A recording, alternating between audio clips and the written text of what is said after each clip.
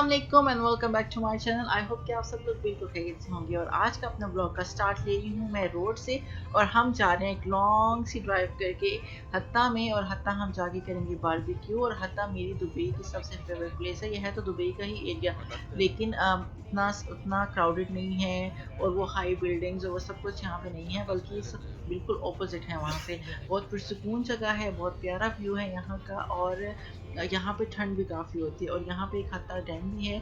अगर आपने इस बारे में नहीं सुना तो मेरी पहली वीडियो है लास्ट ईयर की, उसमें आप देखिएगा। जब मैंने लास्ट ईयर इस प्लेस को विजिट किया था तो मैंने बहुत डिटेल से वीडियो बनाई थी। और अभी तक अगर आपने मेरे चैनल को सब्सक्राइब नहीं किया हो तो प्लीज़ सब्सक्राइब कर लीजिए, बेल का आइकन प्रेस कर दीजिए, ताकि मेरी हर नई आने वाली वीडियो आपके पास आपको उसका नोटिफिकेशन मिल जाए। और इस वीडियो को लाइक कर दीजिए अगर आपको अच्छी लगे तो चलिए स्टार्ट करते हैं आज की वीडियो। मैं आपको बता रही थी हत्ता के बारे में। हत्ता वो जगह है जहाँ मैं जब दुबई आई थी फर्स्ट टाइम, तो यहाँ मैं रही थी।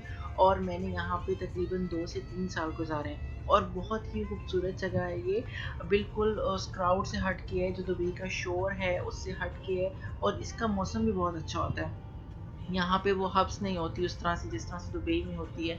और ना ही उतनी गर्मी होती है। शाम को तो वैसे भी बहुत अच्छा मौसम है, तो हम डेली यहाँ शाम में बाहर निकलते थे, वॉक के लिए चले गए। पार्क्स वगैरह बहुत है यहाँ पे, 3 से 4 पार्क है यहाँ पे। और लेडीज़ पार्क अलग से भी है, फैमिली पार्क्स भी हैं। तो अभी 2020 में इस पे बहुत सारी डेवलपमेंट्स हुई हैं, बहुत कुछ चेंज हो गया हत्ता में। अब हम आते हैं तो हम देखते हैं कि यहाँ पे बहुत कुछ चेंज हो चुका है। मतलब रोड्स जो हैं वो काफ़ी इन्होंने खुले कर दिए हैं, हाईवे बना दी है। और इसके अलावा काफ़ी ओवरहेड ब्रिजेस भी बन रहे हैं। इसके अलावा पार्क्स में बहुत सी डेवलपमेंट हो गई है। और अब तो बहुत क्राउडेड होता है, इतने लोग आते हैं यहाँ पे अब सैर करने के लिए और बारबेक्यू वगैरह करने के लिए। और जो पार्क है वादी पार्क जहाँ पे हम जा रहे हैं, तो वहाँ पे भी जब हम गए तो हमने देखा, क्योंकि पहले हम यहाँ आते थे तो बस कुछ जो लोकल रहने वाली फैमिलीज थी वो होती थी, और बड़ी पुरसुकून सी जगह होती थी। और अब तो वहाँ भी इतना क्राउड हो गया है और लोग और बच्चे बहुत इंजॉय करते हैं। तो अभी चलते हैं और मैं आपको दिखाती हूँ उस पार्क को। बहुत ही खूबसूरत जगह है। और रास्ता आप देख रहे हैं कि कितना खूबसूरत इसका व्यू है। हम यही डिस्कस कर रहे थे, ये जो पहाड़ हैं अल्लाह ताला की कुदरत है कि इनके ऊपर सबसे का एक निशान नहीं है। और इस तरह से जिस तरह से हमारे बलूचिस्तान में पाकिस्तान में पहाड़ होते हैं, उस तरह से यहाँ पे पहाड़ है। और फिर भी इनकी अपनी खूबसूरती है, मतलब ये फिर भी बहुत खूबसूरत लगते हैं। ये व्यू बहुत अच्छा लगता है हमें यहाँ पे।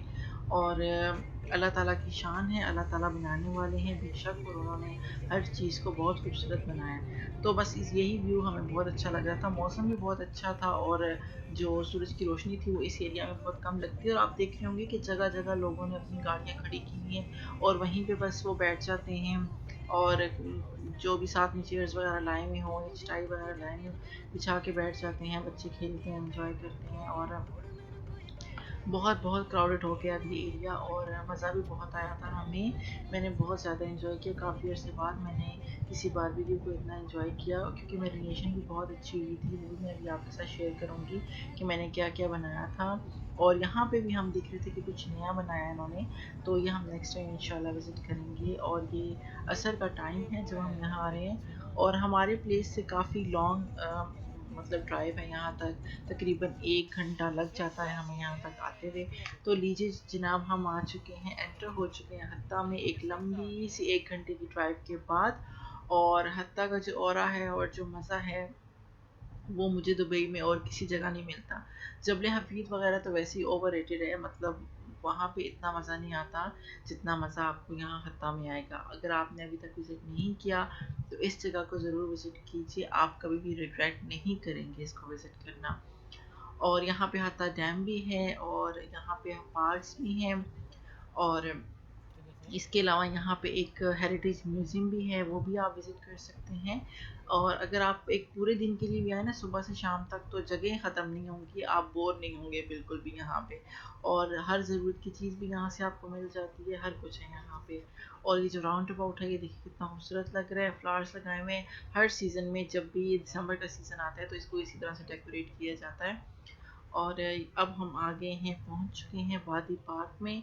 और यहाँ आप देख रहे हैं कि कितना रश है और कितनी गाड़ियां हैं। हम यहीं से घबरा गए थे कि पता नहीं हमें यहाँ बारबेक्यू की जगह मिलेगी कि नहीं मिलेगी। लेफ्ट साइड पे आप देख रहे हैं यहाँ पे ये बारिश का जो पानी है उसको स्टोर किया गया है बना के। बहुत काफ़ी डेवलपमेंट हुई है, पहले ये नहीं था यहाँ पे। यहाँ पे सिर्फ वैसे ही पानी खड़ा होता था।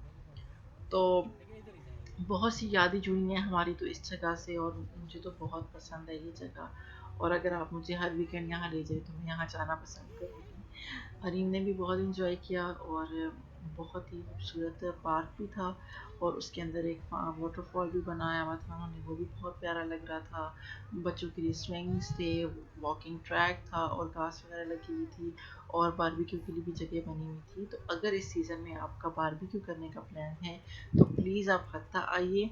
आप कभी भी इसको रिग्रेट नहीं करेंगे, आप बहुत ज़्यादा इंजॉय करने वाले हैं। तो अभी आप देख रहे हैं कि कितनी रश है और ट्रैफिक कितनी ज़्यादा है।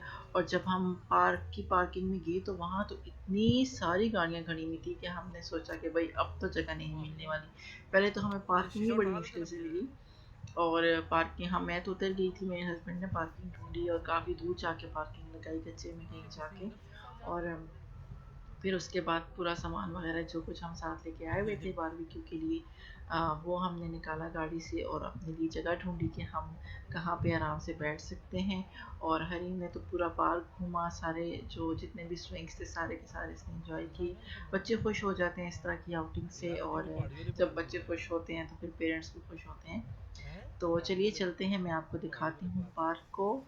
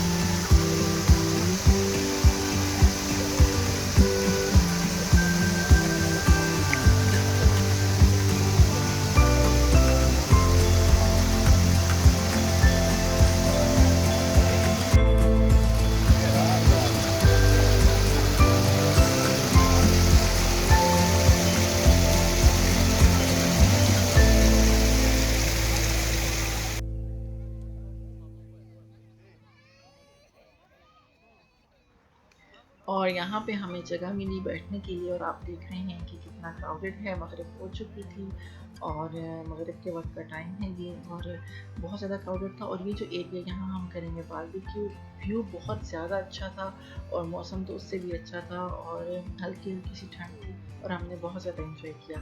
और यहाँ पे मेरा कोई काम नहीं होता, बारबेक्यू वगैरह मैं बिल्कुल भी नहीं करती, ये जो भी होता है ये लड़के सारा काम करते हैं। तो मुझे बस मिल जाता है खाने के लिए। और मज़ेदार जो बारबेक्यू है फ्रेश वो तैयार हो रहा था। कई लोगों को मैंने देखा है वो बारबेक्यू करते हैं तो उनकी कोयलों में से इतनी आग निकल रही होती है, तो आग में कभी भी बारबेक्यू नहीं होता, सिर्फ जो उसकी जो कोयलों की हीट होती है उस पर बारबेक्यू होता है, तभी वो बहुत मज़े का बनता है। और बहुत ही मज़े का बना था कि हम रेस्टोरेंट वाला भूल गए थे। और 3 तरह की मैंने मैरिनेशन की थी, एक बिहारी बोटी, एक चिकन टिक्का और एक चिकन मलाई बोटी। और तीनों बहुत मज़े के बने थे और बहुत टेंडर थे, क्योंकि मैंने एक दिन पहले मैरिनेशन करके रखी थी। तो बहुत अच्छे जो चिकन था वो बहुत अच्छा गल गया था, और जो बीफ था वो भी बहुत अच्छा था और बहुत जल्दी बन गया था। सो यहाँ पे बारबेक्यू रेडी हो चुका है और अब मैं खाऊंगी यहाँ पे खाना। और हरीम को मैं स्विंग्स पे ले गई थी और उसने खुद भी बहुत थकी और मुझे भी बहुत थकाया, तो बहुत ज़्यादा भूख लग रही थी। राइस मैं घर से ही बना के ले आई थी, और जो ही दम बस जिस तरह से था उसी तरह से ले आई थी, इसलिए थोड़े आपस में जुड़ गए थे क्योंकि इनको उस वक्त हमने नहीं मिक्स किया था। तो राइस है ये प्लेन ज़ीरा के राइस मैं बना लेती हूँ। नान के साथ भी आप इंजॉय कर सकते हैं, लेकिन मुझे राइस के साथ बारबेक्यू खाना बहुत अच्छा लगता है। और ये मलाई बोटी बनी है, चिकन टिक्का बना है। छोटे पीसेस जब होते हैं बारबेक्यू के तो वो ज़्यादा मज़े के लगते हैं अदर देन जो बड़े पीसेस होते हैं। हर किसी की अपनी चॉइस है, मुझे छोटे ज़्यादा अच्छे लगते हैं क्योंकि उनमें जो स्पाइसेस होते हैं, जो मसाला होता है वो बहुत अच्छे तरीके से जो है वो मिक्स होता है और मैरिनेशन बहुत अच्छी होती है। और साथ में हमने यहाँ पे प्याज जो है वो कोयले पे रख लिए थे और वो भी ग्रिल हो गए थे और वो भी बहुत मज़े के लग रहे थे। और चटनी जो है वो पुदीने की मैं घर से बना के लाई थी। सो ये है मेरी प्लेट, और सैलेड जो है वो भी घर से बना के लाई थी और वो भी साथ में है। और अभी मैं खाना इंजॉय करने वाली हूँ, और खाना खाने के बाद हम की थोड़ी सी वॉक, और साथ में ग्रीन टी का सामान मैं सारा का सारा लेके आई थी, तो हमने ग्रीन टी बनाई। और मैं ज़रूर कहूँगी कि बारबेक्यू बहुत अच्छा था। मैरिनेशन की रेसिपी अगर आपको चाहिए तो मैं डिस्क्रिप्शन में लिंक दे दूँगी, आप देख लीजिएगा। लास्ट ईयर मैंने सारी की सारी मैरिनेशन की रेसिपीज़ आप लोगों के साथ शेयर की हैं, बिल्कुल वैसे ही मैंने मैरिनेट किया है। और टिप ये है कि आप एक दिन पहले मैरिनेट करके रखें तो बहुत अच्छा होगा। और ग्रीन टी यहाँ पे बन चुकी है, बहुत मज़े की खुशबूदार, जो कोयलों में मैंने बनाई है।